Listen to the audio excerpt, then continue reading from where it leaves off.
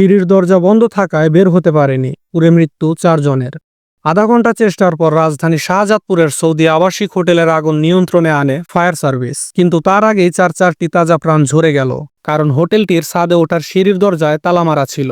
Fire service জানিয়েছে, সোমবার ৩ March দুপুর ১২টা ১৭ আগুন লাগার খবর পান তারা।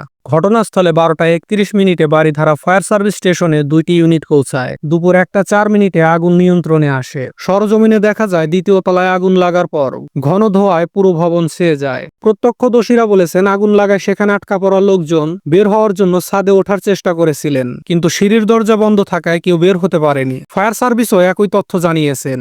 সংবাদ বিজ্ঞপ্তিতে তারা জানিয়েছেন, সৌদিয়া হোটেলের ভবনটি 6 তলা। দ্বিতীয় তলায় অগ্নিকাণ্ডের ঘটনা ঘটে, কিন্তু মরদেহগুলো পাওয়া যায় 6 তলা, একটি বাথরুমের ভেতরে। বাকি 3 জনের মরদেহ পাওয়া গেছে একই ফ্লোরের সিঁড়ির গোড়ায়। সিঁড়ির দরজা তালাবদ্ধ থাকায় তারা কেউ বের হতে পারেনি বলে জানিয়েছেন ফায়ার সার্ভিস।